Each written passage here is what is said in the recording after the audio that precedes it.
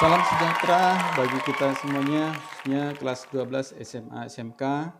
Kembali kita bertemu dalam pelajaran kita, masih dalam tema demokrasi dan hak asasi manusia. Untuk kali ini, kita akan belajar dengan topik memahami demokrasi dan hak asasi manusia dalam Alkitab. Di dalam Alkitab tidak dijumpai praktik demokrasi dan hak asasi manusia seperti yang kita kenal sekarang ini. Akan tetapi, dari Alkitab kita dapat menemukan benih-benihnya agar selalu dapat menghargai kehidupan dan nyawa seseorang, serta melakukan perintah-perintahnya agar manusia hidup saling memperlakukan sesamanya dengan baik. Mazmur 133 berbicara tentang suatu masyarakat yang hidup rukun bagai saudara. Masyarakat yang hidup rukun seperti ini tentu akan saling menghargai sesamanya.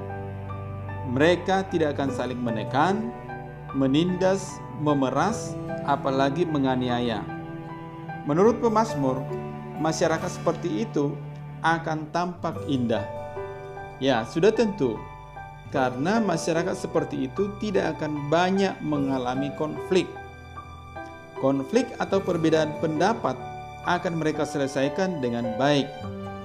Hal yang penting lagi, kepada masyarakat seperti itulah Tuhan Allah akan melimpahkan berkat-Nya. Mengapa kita harus saling menghargai? Karena Allah sendirilah yang menciptakan manusia menurut gambar-Nya. Kejadian 1 ayat 26 sampai 28. Kesegambaran itu menunjukkan bahwa manusia adalah makhluk yang memiliki hak dan martabat.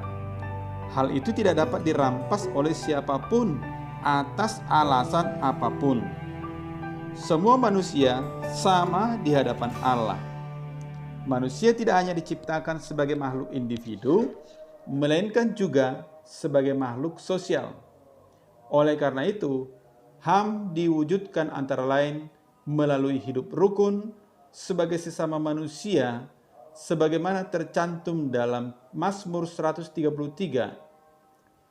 Jika Mazmur 133 berbicara tentang masyarakat yang hidup rukun, maka kitab 1 Raja-Raja pasal 21 bicara tentang bagaimana raja dan istrinya menggunakan kekuasaan untuk menindas dan merampas hak warga negaranya. Alkitab menyatakan bahwa manusia berasal dari Adam dan Hawa yang diciptakan oleh Allah, Kejadian 1 ayat 26 sampai 30, dan memiliki gambar dan rupa Allah. Namun Alkitab juga menegaskan bahwa karena dosa yang dilakukan oleh manusia pertama Adam dan Hawa, maka seluruh keturunannya, yaitu semua umat manusia dimanapun mereka berada, pada zaman kapanpun mereka hidup, juga berdosa.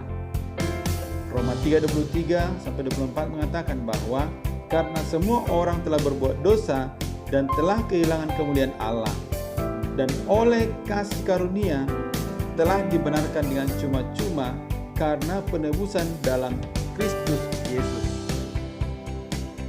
Nah, di hadapan Allah, semua manusia adalah sama, yaitu sama-sama berdosa. Oleh karena itu, keselamatan yang diberikan melalui Tuhan Yesus berlaku juga bagi semua orang. Tidak ada seorang pun manusia yang lebih sedikit dosanya, sehingga ia tidak perlu mendapatkan keselamatan dari Tuhan Yesus. Hal sebaliknya, tidak ada manusia yang begitu besar dosanya, sehingga Tuhan Yesus tidak sanggup menyelamatkannya. Dengan kerja kerasnya sendiri mencari keselamatan, manusia tetap tidak akan mendapatkannya. Allah melakukan pembenaran melalui karya Tuhan Yesus di kayu salib. Manusia yang tadinya patut dihukum mati, kini dibenarkan melalui iman percayanya kepada Yesus Kristus, Sang Juru Selamat. Inilah sesuatu yang luar biasa. Ungkapan-ungkapan yang dipakai Rasul Paulus untuk menyatakan betapa Allah sungguh mengasihi mengasihi manusia berdosa ini, seperti dalam Roma 1 ayat 17, Roma 3 ayat 21 sampai 22, dan 1 Korintus 15 ayat 57. Bahkan Injil Yohanes 3 ayat 16 mengatakan, karena begitu besar kasih Allah akan dunia ini, sehingga Ia telah mengaruniakan anaknya yang tunggal, supaya setiap orang yang percaya kepadanya tidak binasa, melainkan beroleh hidup yang kekal.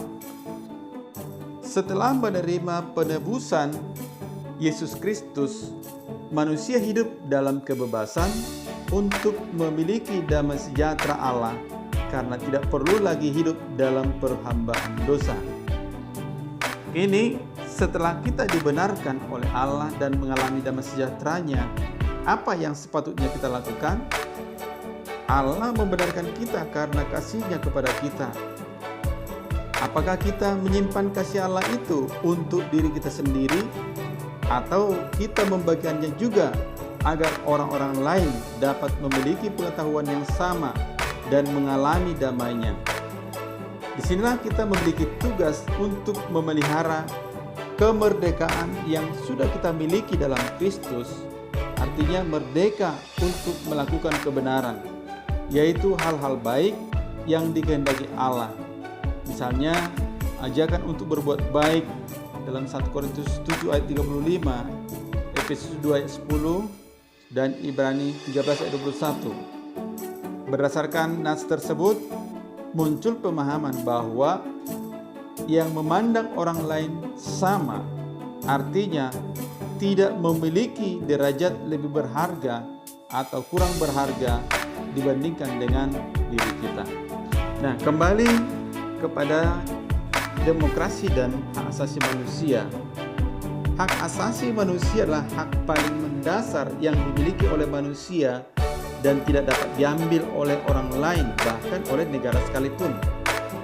Hak untuk hidup adalah salah satu bentuk hak paling mendasar yang diberikan Tuhan pada manusia.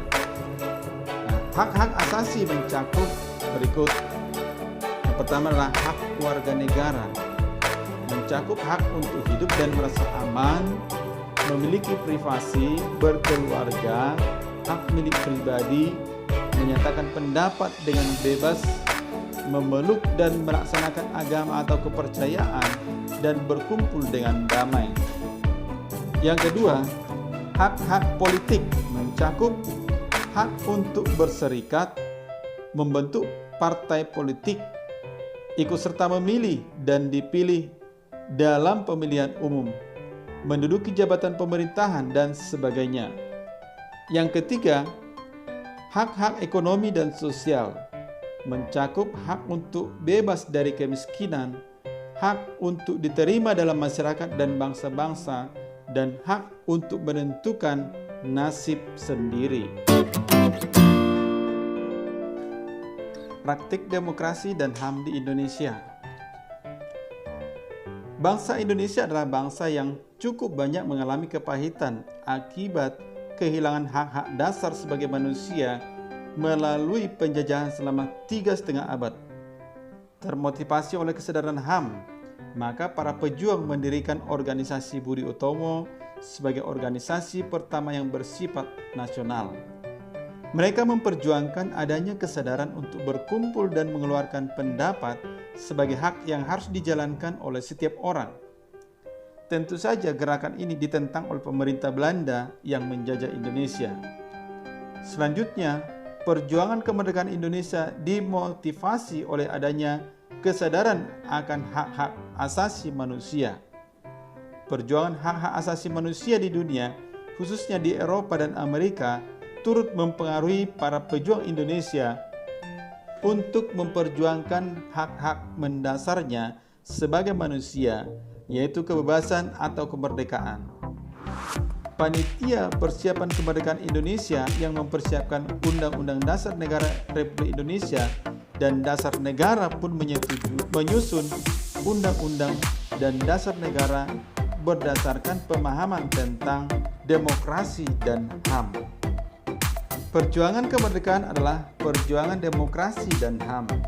Oleh karena itu, Sesudah kemerdekaan, para pendiri bangsa memasukkan demokrasi dan HAM dalam Pancasila dan Undang-Undang Dasar 1945.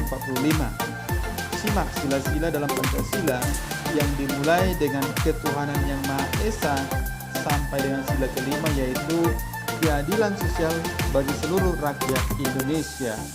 Semuanya menyiratkan keberpihakan pada HAM. Demikian pula Undang-Undang Dasar 1945, baik pembukaan maupun pasal demi pasal dalam Undang-Undang 1945 memberikan jaminan bagi terpenuhinya hak-hak mendasar bagi rakyat Indonesia, terutama menyangkut demokrasi dan HAM. Sebagai penutup, hak asasi manusia adalah hak yang harus dipenuhi oleh setiap orang sebagai makhluk mulia ciptaan Allah.